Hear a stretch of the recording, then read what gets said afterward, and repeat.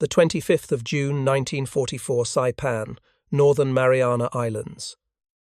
The sun was already punishing by 0900 hours, and the air smelled like burned coral, cordite, and death. The 2nd Marine Division had been fighting almost without pause for 10 days, and the island, barely 13 miles long, felt endless. Every ridge, every hill, every palm-covered rise seemed alive with the same unkillable enemy, Japanese bunkers that refused to die. The men of the 6th Marines called it Bunker Island. The Japanese called it Saipan, no Jiso, the island of self-burial. They meant it literally. Thousands of Japanese soldiers had vanished beneath the surface, disappearing into a honeycomb of interconnected pillboxes, tunnels, and gun pits carved into coral, and reinforced with coconut logs and volcanic rock. The Marines had learned early that cleared didn't mean cleared. Private First Class Joe Daly of Company F still remembered the first one he saw. They'd blasted the entrance with flamethrowers, then grenades, then dynamite. Nothing moved for hours. But when his squad advanced, one of the supposed corpses on the ground sat up and started firing a Nambu pistol, killing 2 men before he was cut down. Saipan was the place, Daly would say later, where you stopped trusting silence. By the 3rd week of June, American commanders were desperate. Despite superior numbers, artillery, and air support, progress had slowed to a crawl. Every advance into the island's northern highlands ran into the same problem. Japanese defensive systems designed not just to kill, but to absorb American firepower. Marine flamethrowers could burn out one bunker, only for a hidden lateral tunnel to spew reinforcements into it an hour later. Engineers called it zombie defense positions that came back to life. Lieutenant Colonel William Wild Bill Van Horn, commanding 2nd Battalion, 6th Marines, estimated that each bunker complex they assaulted took 3 to 4 hours to neutralize, and half the time, they'd find the same one firing again the next day. In war diaries and after-action reports, you see the same words repeated: eliminated bunker, resumed fire. Enemy position reoccupied. Tunnel network appears extensive and interconnected.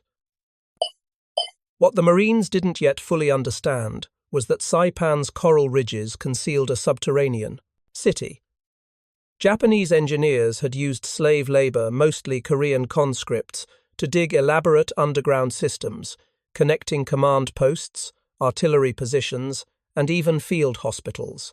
Some were 20 feet deep, reinforced with coral and steel plating. Before we jump back in, tell us where you're tuning in from, and if this story touches you, make sure you're subscribed, because tomorrow I've saved something extra special for you. Even after the Americans secured Aslito Airfield and pushed north toward Mount Tapochau, they found themselves in a nightmare of invisible enemies. At night, the hills glowed faintly from tracer fire that seemed to come from nowhere. By the end of June, Major General Thomas Watson had had enough. His division's casualty rate was climbing, and the men were exhausted. Something had to change. Traditional Marine Corps assault doctrine called for methodical reduction of fortifications, pin them down with fire, then close with grenades, flamethrowers, and demolition charges. But on Saipan, that method was killing too many Marines. By June 27th, regimental commanders began informally authorizing a shift. Skip and burn, they called it. Don't attack every bunker. Don't clear every tunnel. Instead, isolate them, seal them, move past. The logic was brutal but effective. If a bunker couldn't threaten supply lines or advancing troops, it wasn't worth a Marine's life.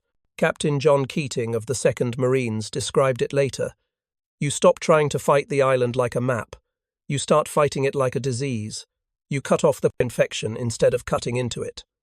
By the morning of June 28th, this quiet doctrinal revolution was underway. The target was a coral ridge the Marines called Hell's Pocket. Intelligence estimated at least 1,500 Japanese defenders, army troops, naval gunners, and local militia hidden in dozens of mutually supporting bunkers. The Japanese commander, Colonel Goto, had turned the ridge into a layered defense complex with overlapping fields of fire. For 3 days, the Americans had bombarded the area with naval gunfire and 105mm howitzers. Every time they advanced, the bunkers opened up again. That morning, a young Marine platoon leader named Lieutenant Ed Haskins proposed something radical. His platoon, part of Charlie Company, 8th Marines, had been ordered to clear a line of 5 known bunkers. Instead, Haskins told his sergeant, "We're going around them." Instead of frontal assaults, the Marines began moving in narrow skirmish lines, using terrain folds and smoke to bypass strong points. When they found a bunker, engineers marked it with white tape and sealed the entrances with satchel charges or bulldozer blades. Then they moved on. It was the first time on Saipan that a large Marine formation ignored bunkers as a deliberate tactic. By noon, the pattern spread.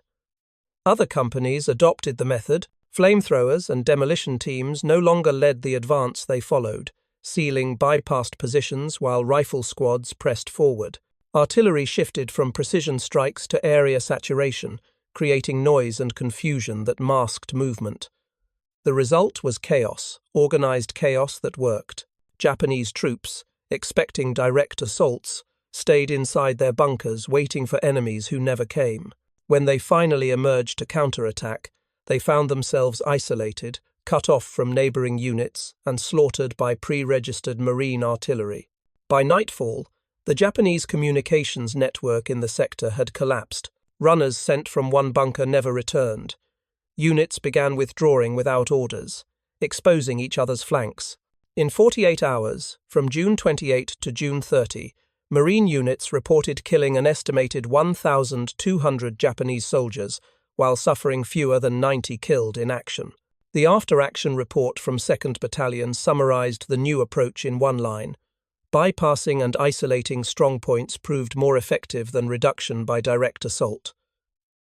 Unbeknownst to the Americans, the Japanese defenders were following orders from General Yoshitsugu Saito himself. Fight to the death, but delay the enemy advance at all costs. Colonel Goto's men had no intention of retreating. The problem was, they never realized they had already been bypassed. Marine engineers moved quickly behind the advancing riflemen, bulldozing coral and piling sandbags over sealed entrances. Sometimes, they pumped in gasoline before setting it alight. Other times, they simply buried the bunkers alive. Corporal Ernest Red Holloway, a flamethrower operator, remembered the sound. You'd hear muffled screaming under the coral. Sometimes it went on for a while, then it stopped. To the Marines, it was mercy by comparison. Every man knew what Japanese soldiers did when cornered suicidal rushes, grenade traps, even feigned surrender followed by detonation. Bury them and move became the new mantra, but not everyone was comfortable with it. War correspondent Richard Tregaskis, embedded with the 2nd Division, recorded one of the few surviving first-hand observations of the new tactic.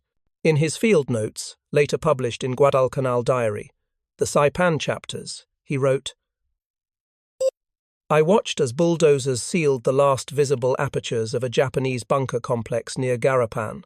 There was no attempt to call for surrender. The engineers worked methodically, covering the air holes, then pushing coral dust over the top until the entire structure vanished. A corporal nearby muttered, 'They'd do worse to us.' Then he lit a cigarette." Tregaskis's notes were later censored before publication, but other correspondents confirmed similar scenes. Private Leo Ferris, one of the engineers, later said, "It wasn't cruelty. It was arithmetic. You either buried them, or they'd kill 10 more of us trying to get to them." The arithmetic of survival had replaced the morality of mercy. Still, some officers quietly worried about the precedent. Lieutenant Colonel Van Horn wrote in his field diary, "Effective? Yes. But I wonder if this is the first time in Marine history we've killed men without even seeing them." Inside those bunkers, the experience was hellish. Testimonies from post-war Japanese survivors, mostly from adjacent sectors, describe the psychological breakdown that occurred once Marines began isolating positions rather than attacking them. Sergeant Major Kenji Umezawa of the 136th Infantry later recalled, "At first, We waited for them to come. They always came, shouting, firing, throwing grenades. Then one day, they didn't come. We heard explosions far away. Then we smelled gasoline. Then there was silence. Days passed. We realized we had been left behind. Some Japanese tried to dig out. Most suffocated. A few committed suicide. Others wandered into American lines at night, delirious and starving. Marine MPs reported that many of these surrendering soldiers expressed shock that they were still alive, that the Americans hadn't killed them on sight. They had no idea that surrender was even possible. In just 2 days, the shift in tactics transformed the battlefield. Instead of fighting bunker by bunker, the Marines now advanced by zone, creating what intelligence officers described as corridors of containment. Each corridor was a narrow strip of cleared ground flanked by sealed bunkers. As the Marines pushed north, these corridors widened, forcing remaining Japanese forces toward the island's cliffs. For the first time, American commanders could see measurable progress. By July 1st, the northern ridges, once thought impregnable, were under partial control. The Japanese defense had lost coherence, but the cost to Japanese morale was devastating. Trapped underground, isolated, unable to fight or escape, many units simply ceased communication. Radio operators stopped transmitting. Food and water ran out.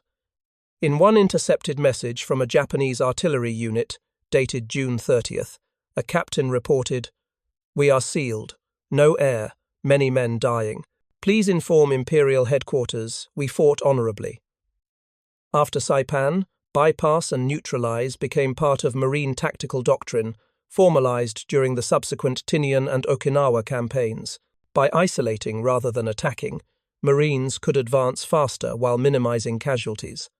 But on Saipan, the method was still experimental and controversial.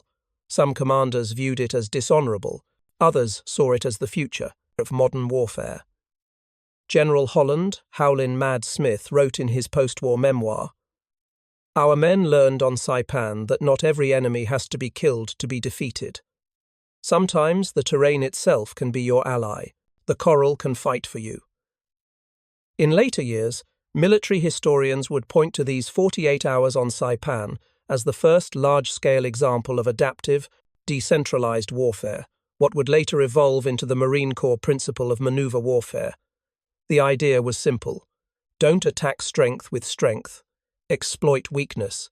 Force the enemy to fight on your terms. But in June 1944, none of that theory existed. It was born out of exhaustion, desperation, and the simple human instinct to survive. When the battle ended weeks later, the Marines found the evidence of what they'd done. Entire sections of northern Saipan were pocked with buried fortifications, sealed tombs, where Japanese soldiers still sat in firing positions, their weapons aimed at exits that never reopened. War graves teams reported hundreds of mummified bodies, preserved by coral dust and sealed oxygen-tight. Some clutched grenades, others were still at their stations, as if waiting for an attack that never came. One Marine chaplain, Father William Rogers, wrote in his diary, "We used to speak of taking ground. On Saipan, we learned that sometimes, to take ground, you have to ignore what's in it." For 48 hours, the US Marines stopped fighting bunkers and started fighting the concept of battle itself. The result was one of the most efficient and terrifying tactical evolutions of the Pacific War. The doctrine of bypassing strong points would save thousands of American lives in later battles. But on Saipan, it was born from necessity, not strategy.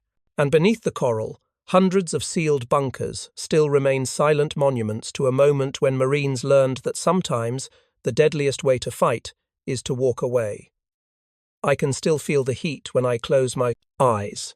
Not the warmth of a California sun or the dry heat of a desert, but that thick, greasy kind of heat that crawls under your skin and refuses to leave, the kind that smells of cordite, sweat, and coral dust. Peleliu was supposed to be a 3-day fight. It turned into 73, and somewhere in that blur of fire and sand, we learned to stop fighting like Americans and start fighting like survivors. It's been years since that island, but I still remember the first day we stopped shooting at everything that moved. We didn't plan it. Hell, we didn't even talk about it. It just happened somewhere between the third and fourth ridge when the dead started piling faster than we could dig foxholes. Preparing and narrating this story took us a lot of time, so if you are enjoying it, like this video, it means a lot to us. Now back to the story. Back then, the brass still believed in taking the objective. Every damn bunker, every hill, every hole. You'd find a concrete bunker, reinforced coral, steel door, maybe 2 firing ports, and the order was always the same: assault and clear. So we'd call up the flamethrowers, the demo men, maybe get a tank to punch a hole in the face of it, and then we'd charge. It worked sometimes, but for every one we cleared, we left 10 of our boys bleeding in the coral. The Japanese didn't die like the Germans.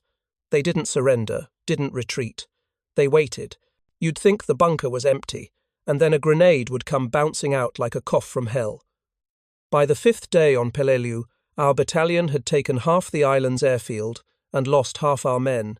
We were learning the same lesson over and over, that firepower means nothing if you can't see who you're fighting. Peleliu wasn't a beach, it was a frying pan.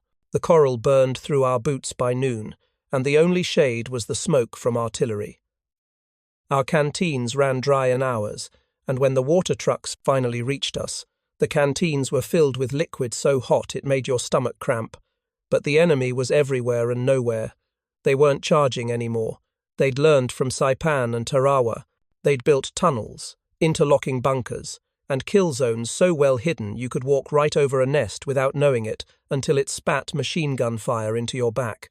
On the morning of September 19th, our platoon, what was left of it, got the order to clear another ridge, near a place the maps called Bloody Nose. Captain Halsey handed out the plan like it was just another Tuesday. We'd go up, secure the high ground, take out whatever resistance we met. He didn't mention the dozen machine guns waiting for us up there. We started up the ridge just before dawn. The coral slopes glowed pale pink in the morning light, and for a moment it almost looked peaceful. Then the first burst ripped through the column. The sound was like tearing canvas. We hit ground-fast coral scraping skin, helmets cracking against stone. The lead squad was pinned in seconds. I saw Rucker take a round through the chest and go down face first. Doc crawled up to him, and a second later, Doc went limp too. That was Peleliu. You didn't get to play hero twice. We couldn't see where the fire was coming from. The bullets weren't coming in a straight line, they were bouncing off rocks, ricocheting from angles that made no sense. We finally realized the Japanese had built the bunkers into the coral itself, invisible until they opened fire. We radioed for tank support. "Negative," came the reply. "Terrain's impassable." So we tried the old way. Flamethrowers forward, demo team behind. We cleared 1 bunker, maybe 2, but every time we took one out, 3 more opened up. By noon, we'd lost a third of the company. The ridge wasn't even halfway up. That's when Lieutenant Mason, quiet guy from Oregon, did something no one expected. He told us to pull back. Not retreat, just move past. "Leave it," he said. "They can't shoot what they can't see." We thought he was crazy. Ignoring bunkers was suicide. Those things were built to cover each other. But Mason didn't explain, didn't argue. He just crawled forward through the brush and pointed to a path between 2 rock faces. "Through there," he said, "we go around." We moved low, slow, barely breathing. The trick wasn't stealth, it was misdirection. While the bunkers waited for us to charge straight in, we slipped past their fields of fire, cutting through the dead zones where their guns couldn't swivel, and it worked. For the first time on Peleliu, the enemy wasn't dictating the fight. We bypassed their bunkers, marked them with smoke, and kept advancing. The Japanese inside were trapped, still alive, still armed, but useless. They couldn't leave without exposing themselves, and they couldn't call for help. We'd return later with satchel charges and tanks to finish the job. That day, we took the ridge without losing a single man after noon, and the next 48 hours turned into something none of us expected: a massacre. Once word spread that the 1st Marines had found a way to ignore the bunkers, every unit started doing it. Whole platoons began sweeping forward, leaving strongpoints behind, cutting off lines of supply, communication, and escape. The Japanese didn't fall back, they held fast, waiting for attacks that never came. By the 2nd night, we had them surrounded in pockets, hundreds of them. We set up artillery to pound their exits and called in naval fire for the rest. It wasn't a battle anymore, it was an execution. The jungle glowed orange all night from the bombardments. I still remember the sound, that deep, rolling thunder that never stopped, even between explosions. The ground shook so hard it rattled your teeth. Every few seconds, a bunker would cave in, a plume of dust rising like a ghost. Somewhere in those ridges, 1,000 men were dying without ever seeing the enemy that killed them. At dawn, the air stank of burned fuel and flesh. The coral was black and slick. We found rifles melted to their owners' hands and faces buried in ash. And somewhere among all that ruin, Mason stood watching, silent. He didn't say, "I told you so." He just lit a cigarette with shaking hands and said, "Now we fight smart. We killed over 1,200 inches 2 days. But killed isn't the right word. It was more like we buried them alive. The Japanese fought from holes they could never leave, bunkers sealed by their own defense. Some of them screamed through the vents when the flamethrowers hit. Others didn't make a sound at all. You can tell yourself it's war, that they'd have done the same to us, and maybe that helps you sleep for a while. But the sound of men burning never leaves you. We found one bunker that had been hit by an airstrike. The roof had collapsed halfway, sealing 20 men inside. We heard them shouting through the cracks. Someone wanted to go in, but Mason stopped him. "They made their choice," he said quietly. "So did we." He walked away before anyone could answer. That was Peleliu. Mercy had burned away long before we landed. When the island was finally declared secure, the report said the new tactic had accelerated the pacification process. That's what the paperwork called it, pacification. Like it was some kind of cleanup job instead of what it really was. Men learning that survival means forgetting what makes you human. I stayed on the island for another week, helping with mop-up. The bunkers we'd bypassed were still there, some still firing weakly. We dropped grenades into the openings until the echoes stopped. There was one moment, though, that stuck with me. We found a bunker that had been bypassed 3 days earlier. Inside were 6 Japanese.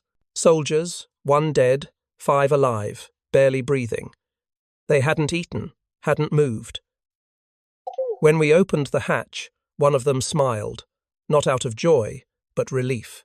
He handed us his rifle and bowed. The corporal next to me raised his Thompson, but I grabbed his arm. "No," I said.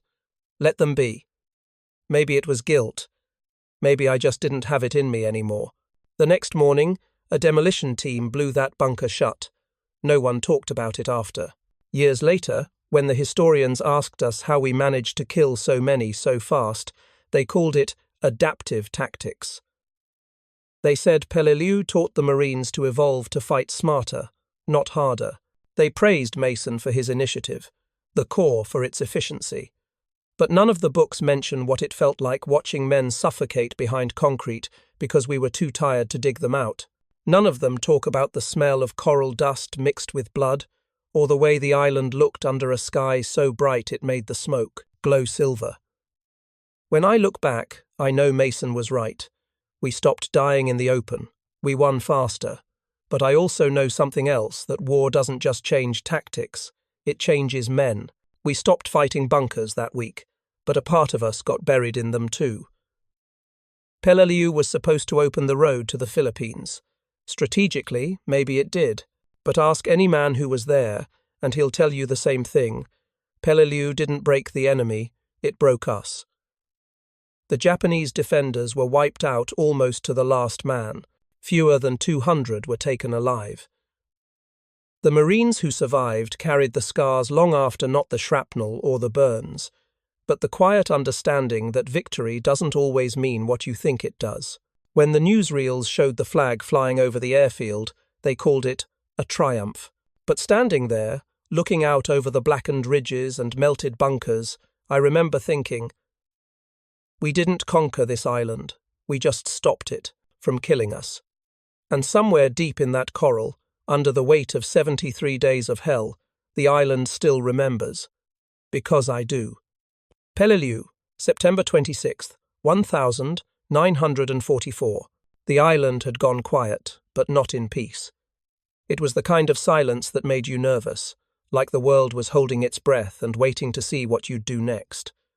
Smoke still rose from the ridges.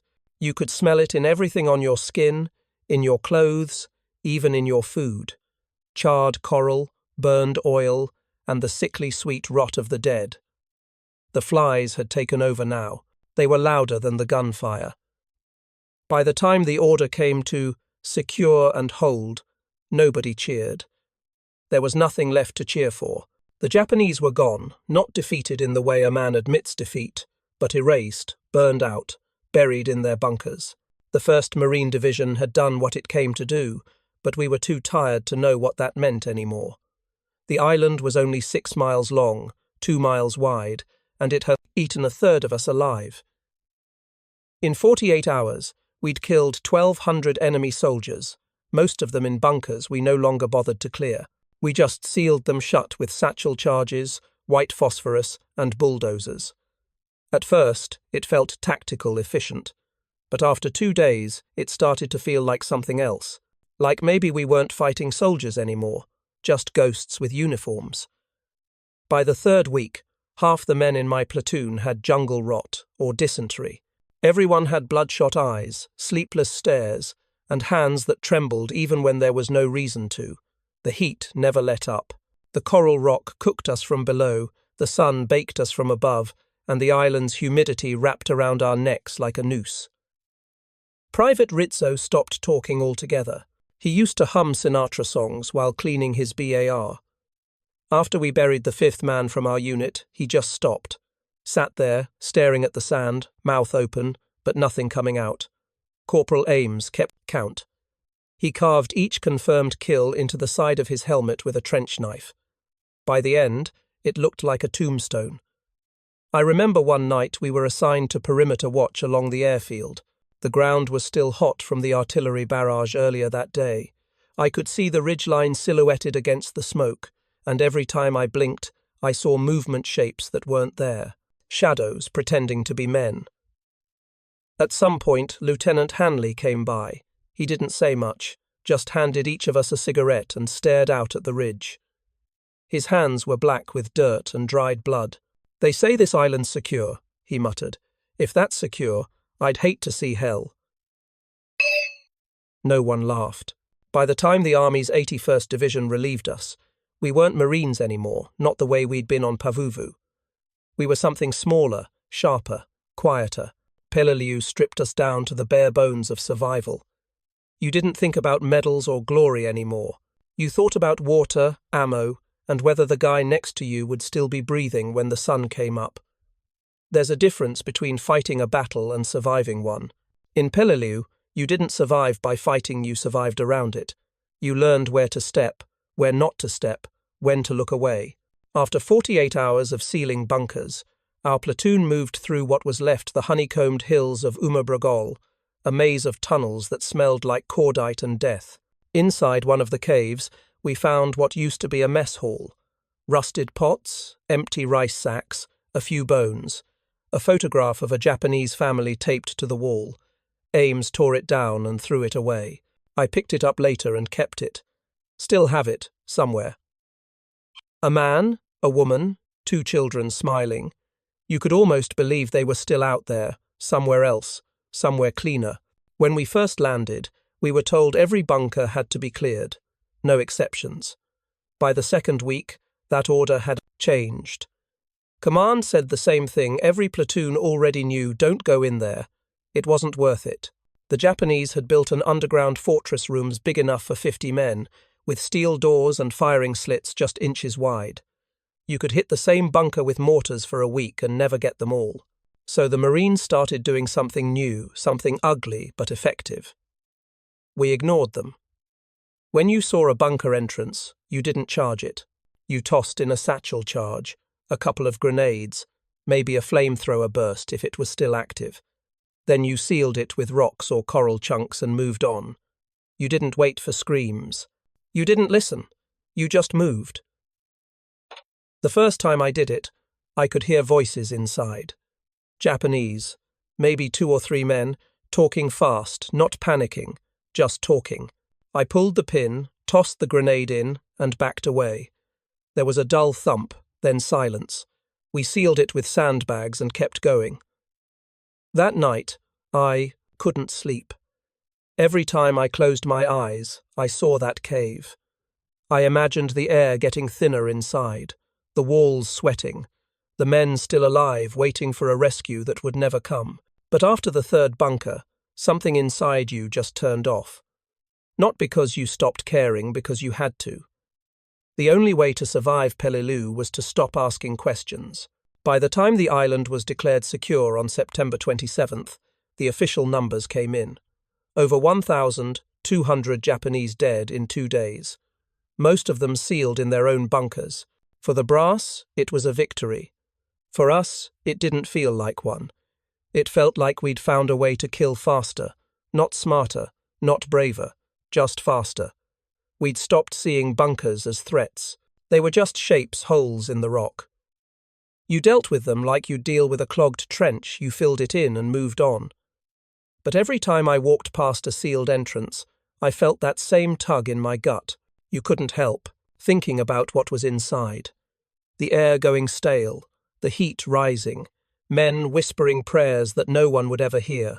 That's what haunted you later, not the explosions, not the blood, but the silence that came after. When the ships came to take us off Peleliu, nobody said a word. We boarded in silence, dropped our packs, and sat wherever there was shade. The island receded behind us, just a smear of black rock and smoke. I remember looking back and thinking, that place will never be clean again. Half the men on the transport were asleep before we cleared the reef. The other half just stared into the ocean, watching the wake curl away behind us. Somewhere out there, under that coral, 1,000 sealed tombs were still cooling. And for all the talk about tactics and victory, not one of us felt like we'd won anything. Lieutenant Hanley wrote in his log that day, "The men did everything asked of them. The cost was high, the result final, the method necessary." He didn't specify what necessary meant. Maybe he didn't know. It's been years now since Peleliu, and I still think about those bunkers. I still wonder how long it took for the air to run out, or if they ever tried to dig their way free. People talk about the courage it takes to storm a position. They don't talk about the kind it takes to walk away from one you've sealed with living men inside. Peleliu taught us that war isn't about right or wrong. It's about decisions made in the space between exhaustion and survival. We didn't ignore those bunkers because we stopped caring about the enemy. We ignored them because we couldn't afford to care anymore. In 48 hours, the 1st Marine Division learned a new kind of warfare, the kind that doesn't make headlines, the kind you don't brag about. A warfare where the line between efficiency and cruelty blurs until you can't tell one from the other. We killed 1,200 Japanese soldiers that week, but the number doesn't tell the story. The real story is in the faces that stopped smiling, the voices that stopped joking, the letters home that never got written. The island changed us, not just the way we fought, but the way we thought about fighting. Years later, when I visited the Marine Corps Museum, I found a small display about Peleliu. One sentence stood out. Marines adapted their tactics to overcome the most heavily fortified defenses encountered in the Pacific. That's the official version. Clean, efficient. It doesn't mention what it cost to adapt. It doesn't mention the way Rizzo went quiet, or how Ames stopped counting. It doesn't say anything about the photograph I still keep the Japanese family smiling from a cave wall. It doesn't tell you that when the shooting stopped and the island fell silent, we couldn't tell if we'd won or just stopped losing. Peleliu was supposed to take 3 days. It took over a month. The enemy never surrendered. They just disappeared into the rock, and we buried them there. And we learned something we'd carry all the way to Okinawa and beyond. That sometimes the fastest way to win is to stop looking too closely at what you're destroying. The historians say Peleliu was a tactical success, a strategic misstep. Maybe they're right. But for the men who fought there, it wasn't strategy, it was survival. And when the last bunker was sealed, and the last shot fired, the island still whispered beneath the coral. 1,000 voices, sealed in stone, and somewhere among them, a question we never stopped asking. Did we win, or did we just stop fighting? It's been 20 years since Peleliu, and the ocean hasn't changed a bit. From the deck of the transport ferry, the island looks almost beautiful, now green again, healed over like scar tissue. The ridges that once burned white with napalm are soft with grass, and the reefs sparkle the way they must have before the war ever touched them. But when the wind shifts, I swear I can still smell it. That faint mix of cordite and decay, the same one that clung to our uniforms, our hair, our hands. You can't mistake it. It's the smell of something that's gone but not finished. The Navy brought a handful of us veterans here for a memorial ceremony, the Pacific Valor Reunion, they called it. We're older now, slower. Some use canes, some wheelchairs. But as soon as we stepped onto the sand, you could see it in everyone's eyes. The years just peeled away. We were back there again, the coral beneath our boots, the heat pressing down, the ghosts standing where we used to. They took us to Bloody Nose Ridge, what the maps called Brogal Mountain. Back then, it was a nightmare of fire and screams. Now it's quiet, covered in vines. You'd never guess 1,000 men died there. I wandered off from the group and found one of the old bunker entrances.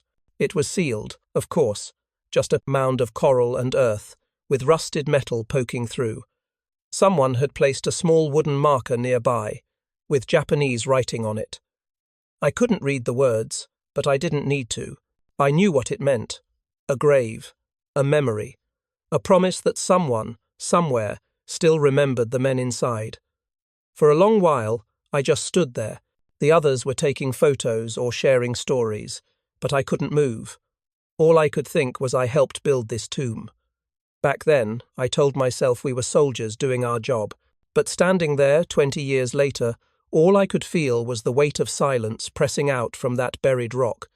It wasn't guilt exactly, more like gravity, a pull from the past that never quite lets go. A young local guide approached, maybe 30, maybe less. He asked if I'd fought here. When I said yes, he bowed. My grandfather died here, he said quietly. He was Japanese. We just looked at each other for a long time. No anger, no ceremony. Just understanding. He pointed to the ridges. Still many tunnels, he said. We do not open them. Too dangerous. I nodded. I knew exactly what he meant. Then he said something I'll never forget. Island remembers, he told me. Even when people forget, Island remembers. Later that evening, back in my quarters, I took out the same photograph I'd found in a cave all those years ago, the one of the Japanese family. It was faded now, the paper brittle, but the faces were still clear. The man was smiling, the woman too, the children squinting at the camera. For years I'd kept it in my duffel, then a drawer, then a box. I never knew why. Maybe because it reminded me that the enemy had faces, lives, stories. I tried to imagine what that man had felt when he dug into that rock, knowing he'd die there. Was he thinking of them? Was he hoping they'd survive the war? I folded the photo carefully and left it under the memorial cross at the top of the ridge. It felt right, like returning something that was never mine to keep. The next morning the ceremony began. They played taps. The Marines saluted. The Japanese delegation bowed. Someone read a list of the fallen both sides. The wind carried the names out toward the sea, and for a second, I could almost hear the voices from that bunker again. Not as ghosts, not as enemies, just men calling to be remembered. When they fired the salute, I flinched. Everyone did. The sound hit like a heartbeat you'd forgotten was there. Afterward, one of the younger Marines, couldn't have been more than 20, came up to me. "Sir," he said, "what was it like?" I wanted to tell him everything, the heat, the fear, the sound of sand melting under fire. But none of that would mean anything to him. You can't explain war to someone who hasn't carried it. So I just said, "Loud." "And quiet." He frowned. "Sir?" "Both," I said, at the same time. That night I walked down to the waterline. The tide was low, the coral slick with moonlight. You could hear the surf break against the reef, the same rhythm it had the day we landed. I closed my eyes and listened. For the first time, the sound didn't hurt. War changes its shape over time. At first, it's gunfire and screaming, then it's memories, then it's just silence, a silence that hums beneath everything you do. Peleliu isn't a battlefield anymore. It's a story, a warning, a scar. But for those of us who were there, it's also a mirror one that shows you what happens when men are pushed beyond fear, beyond mercy, beyond the need to understand. As the ferry pulled away the next morning, I looked back one last time. The island was small again, shrinking into the horizon, and I realized something, maybe the first honest thing about war I'd ever understood. We don't really leave the places we fight in. They stay inside us, sealed up like those bunkers, waiting. And if you listen closely, even after decades, you can still hear them breathing. Not as ghosts, not as regrets, but as reminders that once, on a small coral island in the Pacific, men learned what it truly meant to survive, and what it cost,